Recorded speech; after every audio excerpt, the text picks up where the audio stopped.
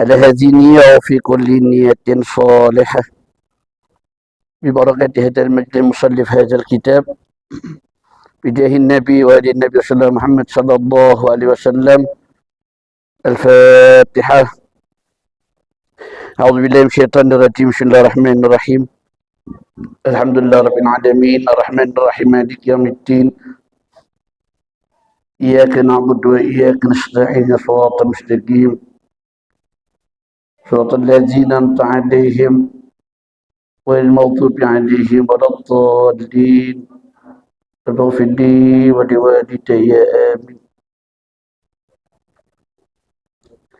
بسم الله والحمد لله والصلاة والسلام على رسول الله سيدنا محمد ابن عبد الله وعلى آله وصحبه ومواله ولا حول ولا قوة إلا بالله. قال المصنف رحمه الله تعالى ونفعنا به في الدارين عن بعد الحكماء قال إن شعائر الإيمان أربعة هي التقوى والحياء والsyukur wassabru. Maknanya sesungguhnya panji-panji iman atau syiar iman itu ada 4 macam atau ada 4 hal, 4 perkara. Yang pertama takwa, yang kedua al-haya, rasa malu,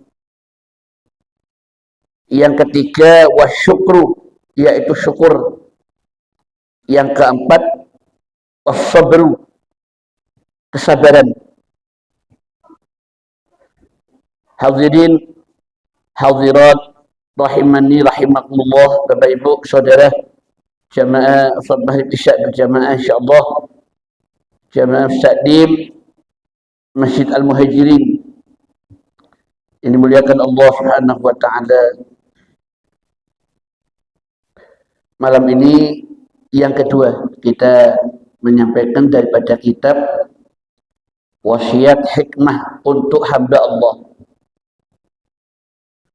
Di pertemuan pertama ada 6 perkara yang apabila dimiliki seseorang maka itu nilainya menyamai bahkan mengungguli daripada kenikmatan dunia dan akhirat.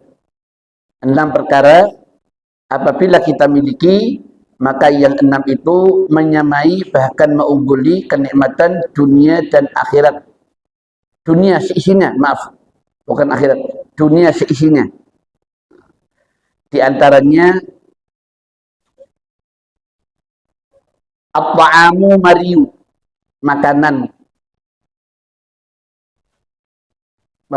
pokok yang baik lagi halal, nafkah, termasuk harta yang kita dapatkan itu apabila didapat dengan cara yang halal, wah itu nikmatnya enggak ketulungan gitu. Beda dengan makanan atau harta yang didapat dari cara-cara yang tidak benar. Enggak haram, Pak, tapi menimbulkan sesuatu yang meragukan, maka jatuh daripada kebaikan-kebaikan. Yang kedua, punya anak yang soleh. Punya anak yang soleh itu bukan impian, wajib. Setiap orang tua harus punya anak yang soleh. Yang ketiga, al-mar'atu salihah, punya istri yang solehah. Ad-dunya mata wa khairu mata al-mar'atu salihah. Dunia ini kenikmatan, kesenangan. Sebaik-baik kesenangan al-mar'atu salihah. Nyata sudah ya. Kemudian akal yang sempurna dan perkataan yang baik, serta yang keenam orang yang diterima di tengah-tengah umat. Kita senang dengan orang itu, Pak. Orang yang apabila kita melihat wajahnya, duduk, berbicara, mengingatkan kita kepada Allah Ta'ala, mengingatkan kita kepada akhirat. Teman yang apabila kita dekat dengan dia selalu membawa kebaikan. Nah, itu sedikit menyampaikan, sekedar mengulangi daripada pertemuan sebelumnya. Nah, malam ini selain 6 perkara yang sudah kita sampaikan di kali yang pertama, ini yang kedua ya, setelah kita ganti kitab. Datang dari para hukama, an-ba'dil hukama qala inna fa'al iman arba'atun. Sesungguhnya panji-panji iman, syiar iman ada 4. Bilangan 4 ini paling sedikit, Pak. Bisa banyak. Bisa banyak.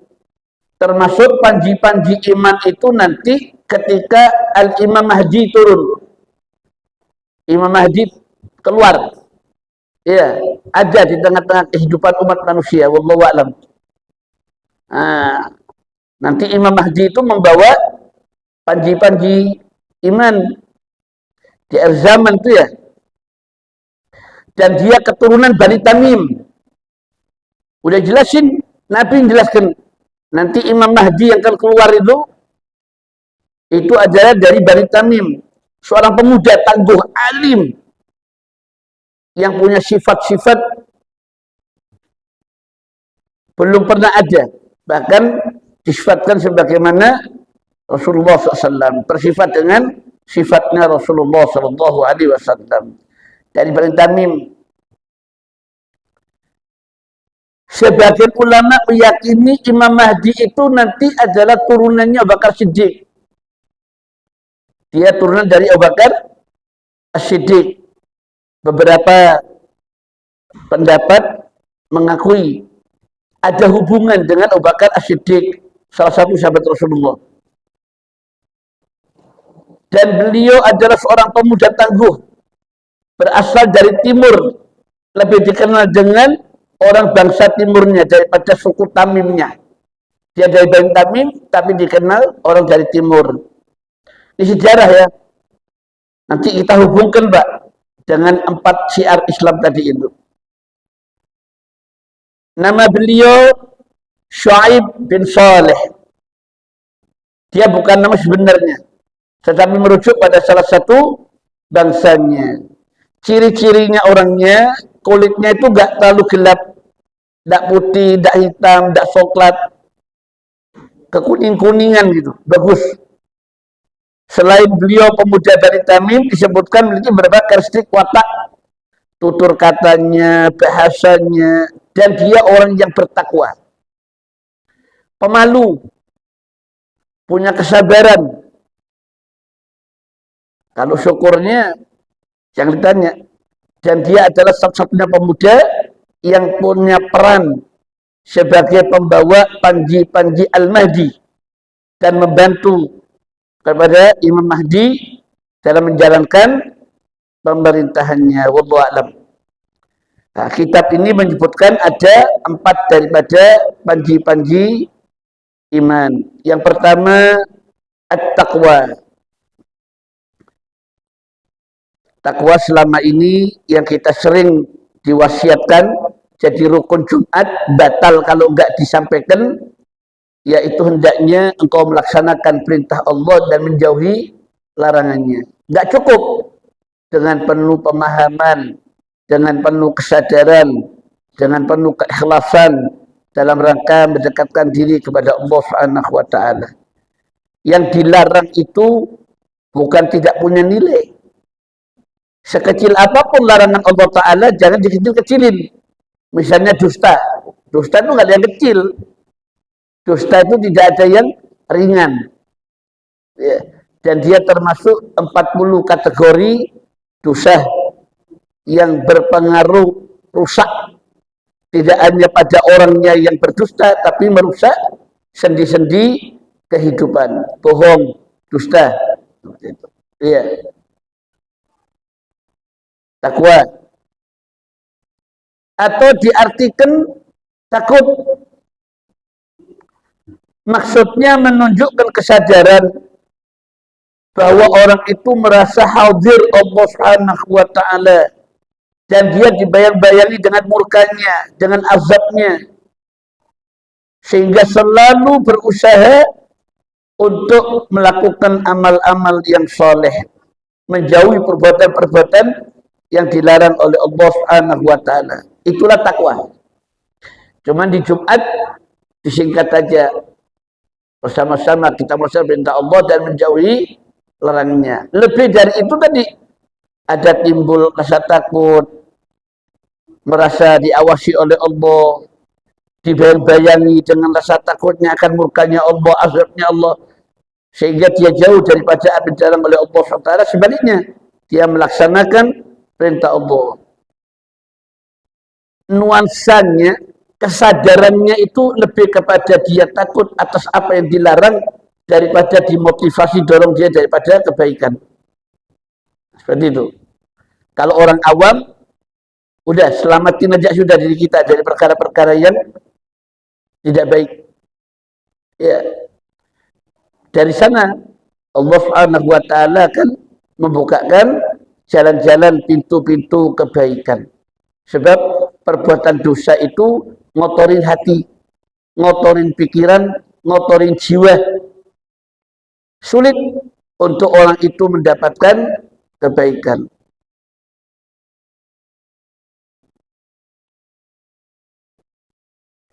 Selain daripada makna yang demikian takwa, ulama berbeda pendapat. Mereka mengatakan takwa ialah ikhlas di dalam mentaati perintah Allah. Ikhlas. Tidak merasa abai akan perintah Allah Subhanahu wa taala. Responsif bahasa kita. Sami'na wa ata'na. Selain daripada ikhlas dalam mentaati Allah, takwa maknanya waspada di dalam menghadapi perbuatan-perbuatan yang dibenci oleh Allah Ta'ala. Artinya orang itu mewaspadai, memelihara diri dari perbuatan yang tidak disuka oleh Allah Ta'ala. Pendapat lain mengatakan takwa ialah memelihara segala macam adab syariat. Wah, syariat itu ada adab-adabnya, dijaga. Adab dalam syariat.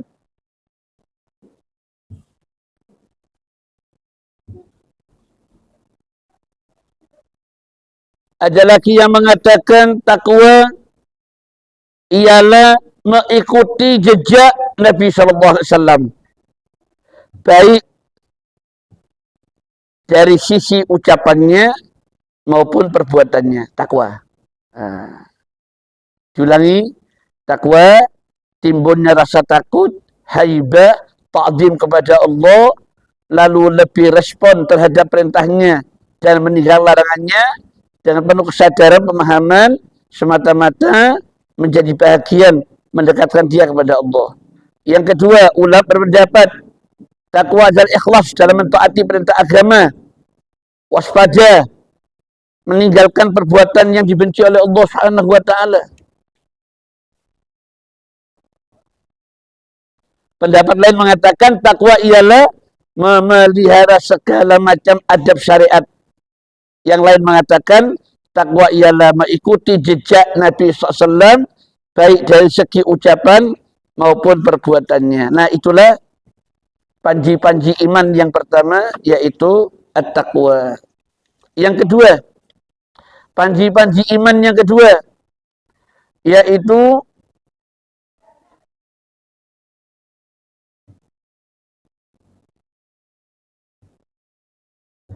al-haya, malu. Malu itu ada 12, Pak. Macamnya 2. Jadi malu itu ada 2. Malu nafsani dan malu imani. Malu sebab karena iman, sama malu sebab karena nafsiyah. Sifat-sifat yang ada pada diri manusia. Seperti anak kecil punya rasa malu, bertelanjang. Ini malah yang gede-gede yang telanjang. Kekanak-kanakan tuh nah, ada supan, ada maunya. Ini malah yang tua, yang sudah besar, yang orang dewasa, tidak punya malu ya. Nah, malu. Adapun malu ini menunjukkan kesadaran harga diri, al-izzah, al-muru'ah. Ada dua. Jadi orang yang punya rasa malu itu adalah syiar iman setelah takwa. Malu ini menunjukkan kesadaran harga diri dan martabat. Ya, sifat malu akan selalu berusaha untuk melakukan perbuatan yang baik. Pepandir itu nah, ketata, diatur, ya, dalam segala hal. Masya Allah, malu. Malu untuk melakukan perbuatan baik yang menjauhi perbuatan yang memalukan ucapan. Dan orang yang malu ini sensitivitasnya tinggi. Nah, kita mengetahui al-haya'u minal iman. Malu sebagian daripada iman. Adapun malu nafsani ialah rasa malu atau watak tabiat pembawaan sejak lahir. Semisal malu telanjang di depan orang umum. Mohon maaf lah. Orang berbuat maksiat tidak malu lagi. Iya. Udah tidak punya rasa malu lagi. Berbuat mesum, berbuat perkara-perkara yang buruk, telanjang mata, dilihat orang. Tampilan-tampilan, pakaian-pakaian, gerakan-gerakan tubuh, berbicara vulgar. Iya. Apalagi, mohon maaf, nah kayak ini nah. Insya Allah ya. Ulun untung Pak, cuma kesan telepon sama WhatsApp, dah, sama nyimpen aplikasi. Buku kuning, kitab-kitab hadis, Bukhari Muslim, Ihya Ulumuddin, Al-Quran. Tapi subhanallah, ini HP udah kemasukan macam-macam. Gambar-gambar bertelanjang, gambar-gambar hubungan badan. Dilihatkan orangnya. Nanti kalau kelihatan orangnya itu separuh badan, adegan-adegan, ya Allah. Ya, apalagi maaf lah. Nah kayak apa lu nggak paham juga, coba tahu ngarannya aja. Nah Twitter kan, apa-apa kan. Oh itu bisa diikuti tuh. Kita beli salurannya, ikut menikmati, nah lalu dan dikesah-kesahkan, ya, menyampaikan ilmu, dipleset-plesetkan, ilmu dirusak, dicederai dengan perkataan-perkataan tidak baik, tampilan-tampilan yang tidak baik. Nah, udah malu-malu lagi. Ya, itulah malu yang sifatnya kemanusiaan. Nah, kalau manusia sudah hilang rasa malunya, udah selesai sudah. Yang kedua, malu karena iman, yaitu malu yang timbul dari tata nilai keimanan. Misalnya, orang mukmin itu malu melakukan maksiat, bohong, khianat. Ini mah tertawa-tertawa. Ya. Yang ketiga, panji-panji iman. Nanti kita jelaskan tentang takwa, tentang malu, tentang apa namanya, yang ketiga syukur, yang keempat sabar. Adapun syukur, yaitu memuji kepada pihak yang memberikan jasa. Seorang hamba bersyukur kepada Allah dengan cara memujinya, menghayati kebaikan Allah, dan menggunakan nikmat itu sesuai dengan apa yang diridhoi, dikehendaki oleh Allah. Itu syukur. Jadi ada martabat syukur, ada derajat syukur. Semua nikmat itu bukan malah berbalik jadi alat maksiat. Iya, dikasih nikmat maksiat. Walaupun pengertian maksiatnya bukan maksiat dalam pengertian maksiat yang perbuatan-perbuatan. Misalnya nih, sehat nggak mau sholat misalnya ya. Harta itu digunakan untuk sesuatu yang hidup supaya dipandang wah, mubazir. Ehwana saya syaitan. Tidak ada contoh yang paling bagus dalam Al-Quran kecuali orang-orang yang menyalahgunakan nikmat yang diberikan oleh Allah dalam hidup boros, tidak nyampe kepada kehendak Allah, kepada fakir miskin, karobat, maka itu sudah termasuk menghilangkan daripada keberkahan. Justru Allah berbalik marah atas penyalahgunaan nikmat. Nah, itulah makna syukur, artinya memuji kepada pihak yang memberikan.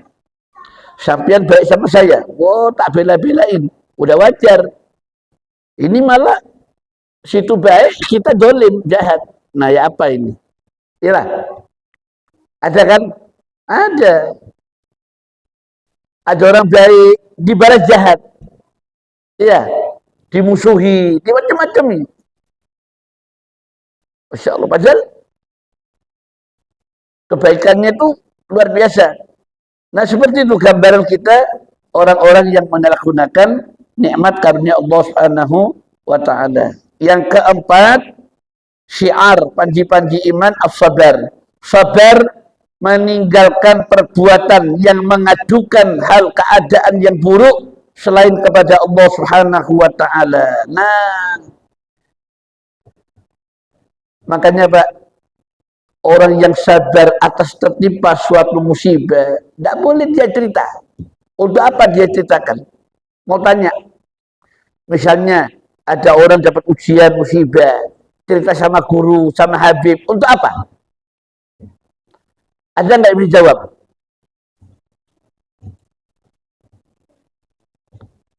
Datang. Nggak usah cerita keluh kesahnya, minta aja, minta didoakan, minta nasihat, simpen itu. Simpan. Dalam hal-hal tertentu untuk perbaikan, nah itu ada wasiat, ada an-nasih, boleh. Tapi ujian-ujian yang sifatnya materi, segala macam, udah tidak usah, tahan aja. Ngadu sama Allah. Nabi kita ngajarkan doa.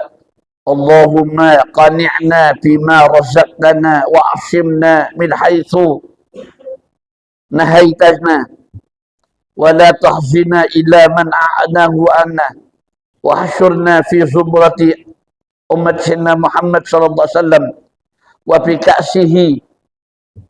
bi ka'sihi faskina wa min ma'asiyatika wa jannabika wa ala taqwa wa amitna wa zikrna wa min ra'iyati jannatin na'im faja'anna wa as'adna wa la tuskina ya zal jalali wal ikram.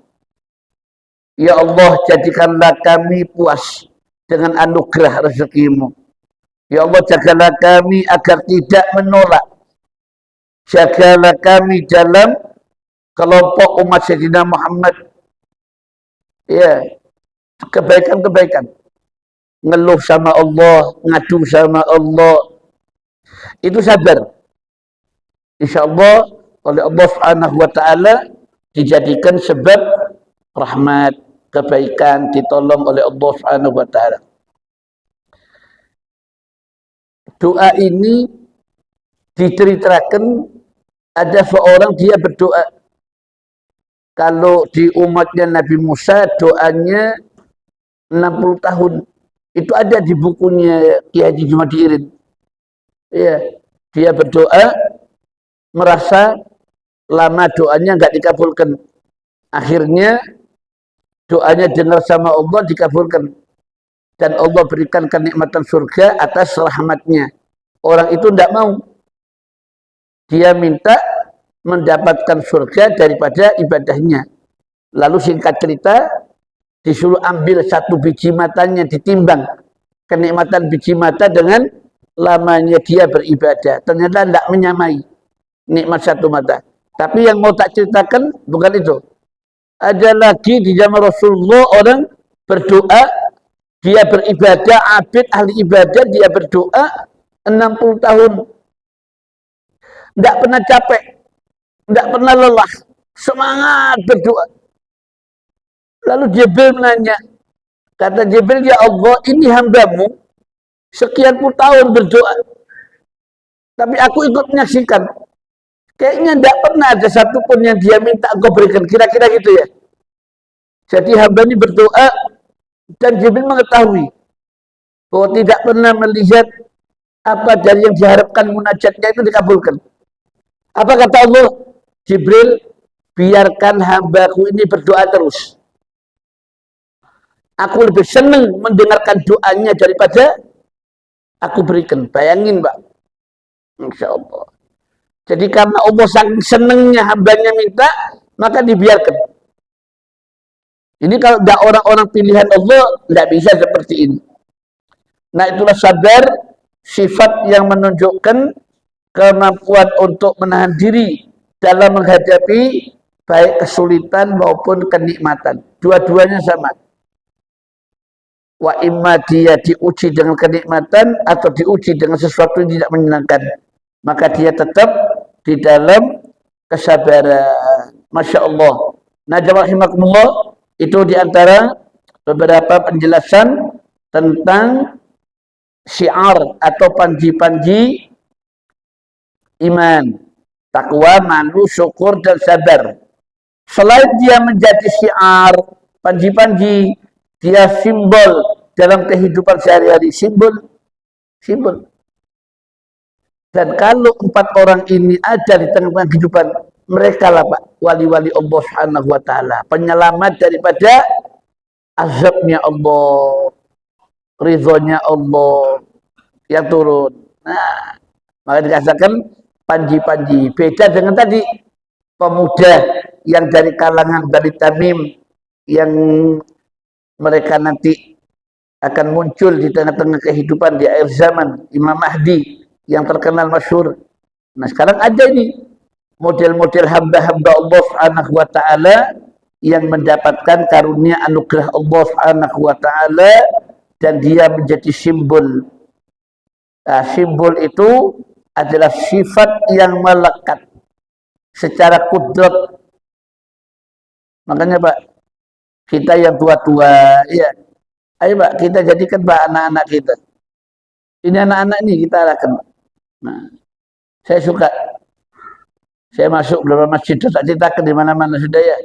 Nah, kalau masjid ada anak kecilnya musibah, tidak apa-apa. Dia bicara, dia main, tidak apa. Nanti akan berubah, akan datang masanya dan kita akan menyerahkan segala macamnya kepada mereka, penerus kita, anak-anak yang akan menjadi kebanggaan. Nah, kita ini hidup tinggal satu aja, menginspirasi kepada mereka, jangan dimarahi, diarahkan, dibina, ya, ditumbuhkan kesadarannya, kemudian dibangunkan sarana-sarananya supaya mereka nyaman, sehingga mereka bisa kita arahkan, kita bimbing apa yang kita mau untuk mereka menjadi satu penerus daripada perjuangan kita orang tua. Jamaah rahimakumullah, dari keempatnya saya mau sampaikan yang malu karena waktunya nggak banyak juga. Ya, kita mulai dari rasa malu. Malu terbagi menjadi 2. Pertama, malu jenis kejiwaan. Malu yang diciptakan oleh Allah dalam semua jiwa. Seperti malu karena terbukanya aurat. Dah, ulun nggak masuk ke dalam lah. Yang tadi hampir-hampir sudah. Ada yang maksiat, bertelanjang, suaranya, kalimatnya, kata-katanya kotor, tampilannya pakai telanjang sudah. Telanjang sama aja sudah ya. Nah, seperti itu. Jadi itulah malu yang pertama dari 2 macam.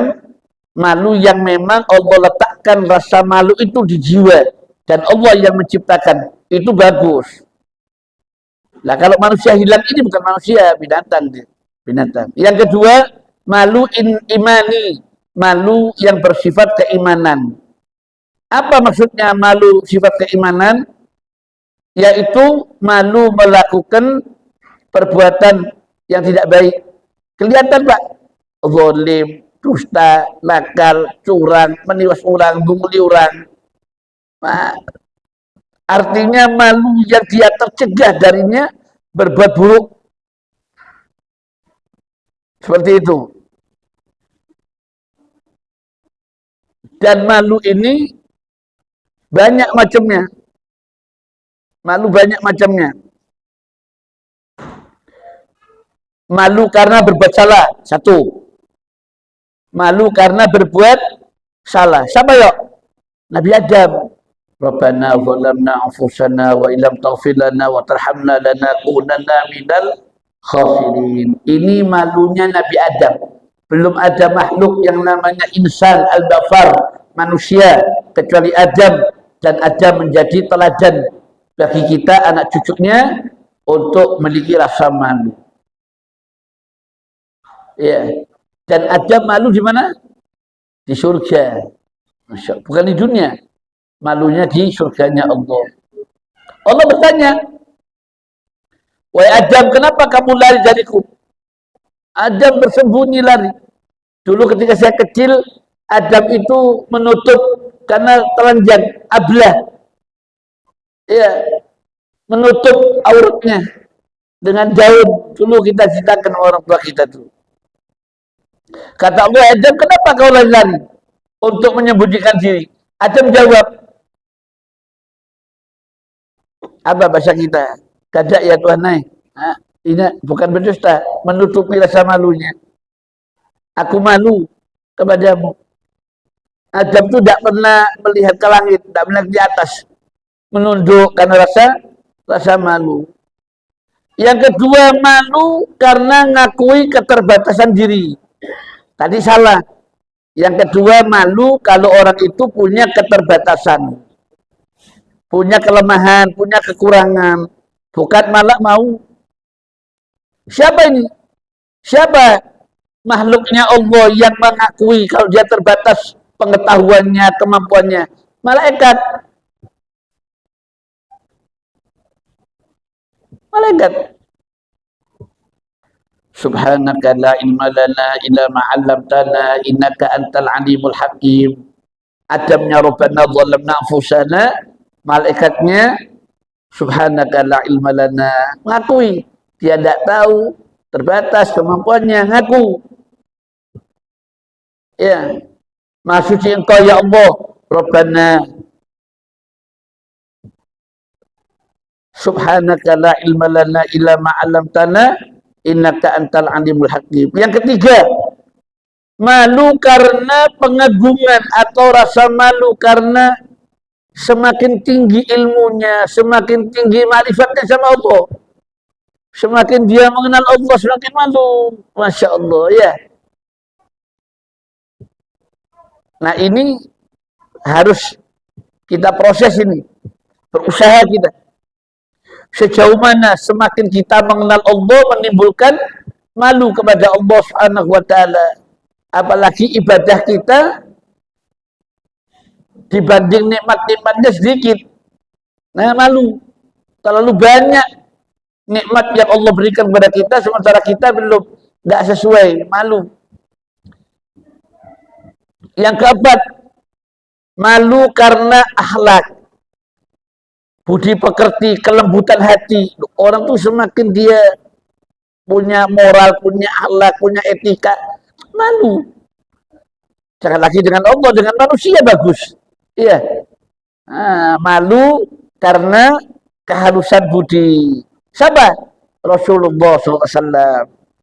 Ada Nabi Adam, ya, ada malaikat, ada para wali-wali Allah Ta'ala, dan ada Rasulullah SAW. Malunya beliau karena begitu lembut halusnya budi pekerti beliau. Diceritakan, Pak, kenapa di nomor 4, Bib? Ada kasus Nabi itu mengawinkan putri beliau yang bernama Zainab pada waktu walimah. Iya. Tamunya nggak pulang-pulang gitu kita-kitanya. Malu Nabi. Malu sama anaknya. Malu karena budi pekerti. Jadi malu itu wajar. Mendiami seseorang daripada tercabut rasa malunya, hilang rasa malunya. Yang kelima, malu karena menjaga tata sopan, kesopanan. Malu karena dia menjaga dirinya. Ali bin Abi Thalib, teladan. Yang keenam, malu karena merasa dirinya hina. Iya, malu karena merasa dirinya hina. Yang ketujuh, malu karena mahabbah, karena cinta. Bukan malah dibalik, mengatasnamakan cinta lalu gak karu-karuan ini. Iya, karena sudah kelewat cintanya, udah nggak malu lagi, sudah nggak malu lagi. Saya nggak pakai mic ya, tak kerasin ya. Suami istri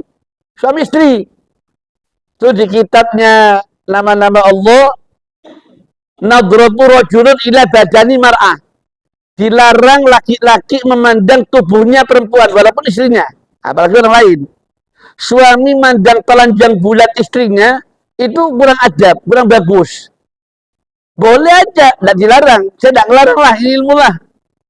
Nadratul rajulu ila badani mar'ah, atau sebaliknya, nadhari mar'ah ila badani rajulun, memandangnya perempuan kepada tubuh laki-laki. Bahkan nadhar rajul ila badani rajul, memandang laki-laki pada laki-laki. Nah, suami istri telanjang bulat, bukan nggak boleh loh ya. Saya tidak mau bilang makruh, tidak bilang haram, tidak bilang tidak. Apa sebabnya? Suami istri kalau jima telanjang bulat, akibatnya dua. Satu, hilang wibawa. Hilang. Nanti istrinya tidak wibawa lagi. Wibawa laki-laki hilang. Udah nggak punya rasa malu lagi. Lakinya dilihat seperti itu, perempuannya juga hilang wibawa. Dan yang kedua, mohon maaf ini, bosen, timbul jenuh, dilihati terus, nang lihati kayak itu aja deh. Kata Nabi, lihatlah istrimu itu seolah ada bagian tubuhnya tidak terlihat. Iya. Jadi kalau suami istri seperti itu, dua, hilang wibawa, hilang kehormatan, tidak ada rasa malu, tidak. Dilihat kayak itu, ya Allah. Kalau dia tidak begitu, istrinya malu, suaminya malu. Ali bin Abi Thalib karamallahu wajhah. Nah, itu aja. Nah, jadi malu karena cinta. Saking cintanya udah tidak malu lagi. Yang perempuan mengatasnamakan cinta, yang laki cinta tidak malu. Yang kedelapan, malu karena ubudiyah. Malu yang bercampur dengan cinta dan rasa takut dalam ibadah, Pak. Takut kalau kurang adab dan lain-lainnya. Yang kesembilan, malu karena kemuliaan. Ialah malunya hamba Allah yang memiliki jiwa yang agung tatkala ia berbuat baik, memberikan sesuatu kepada orang lain. Nah, berbuat baik loh, malu dia. Daripada api kesannya lah. Yang ke-10, malu terhadap diri sendiri. Ngaku Habib atau tidak ngaku Habib, dasar Habib, tapi biar tahulah siapa aku. Nah, tidak malu lagi sudah ya. Merasa mulia, masa ini baik dari dia maupun dimulia-muliakan. Dimulia-muliakan. Malu. Ulun ini kayak ini karena ditutup sama Allah baik. Ini karena tutupan Allah. Ini kalau nggak ditutup, wah kelihatan sudah bobroknya dan jeleknya. Manusia tutup oleh Allah SWT. Dilihatkan bagus-bagusnya, nggak dilihatkan jeleknya. Malu, mawas diri. Malu sama sendiri. Nah, malu sama diri sendiri ini seakan-akan dia punya dua jiwa. Kalau yang satu malu terhadap yang lainnya, bukan lagi malu dilihat orang, dia malu melihat dirinya. Masya Allah. Nah, itulah macam-macam daripada malu. Berapa? 10 lah. Nah, 10 macam malu. Wallahu a'lam. Rahimakumullah. Inilah untuk penyampaian malam ini tentang perkataan ulama bahwasannya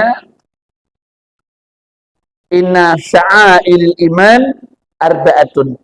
Panji-panji iman, syiarnya iman, simbolnya iman ada 4. Orang itu dikatakan beriman ketika dia bertakwa kepada Allah dan punya rasa malu dan punya tingkat syukur yang benar atas nikmat Allah, menampakkan nikmatnya menggunakan dan kebaikan ketaatan bukan maksiat, dan sabar atas ujian yang dialaminya. Wallahu a'lam. Hadza iyyakum al-Fatihah. A'udzu billahi minasyaitonir rajim. Bismillahirrahmanirrahim. Alhamdulillahirabbil alamin arrahmanir rahim maliki yaumiddin. Iyyaka na'budu wa iyyaka nasta'in. Shiratal mustaqim. Shiratal ladzina an'amta 'alaihim ghairil maghdubi 'alaihim waladdallin. Ighfir li wa liwalidayya amin. Amin. Bismillahirrahmanirrahim. Alhamdulillahirabbil alamin. Allahumma shalli ala sayyidina Muhammad miftahi babi rahmatillah adada ma fi ilmillah salatan wa salaman daimaini fi tawbillah. Allahumma fa'na bima 'allamtana wa 'allimna ma yanfa'una wa zidna ilman.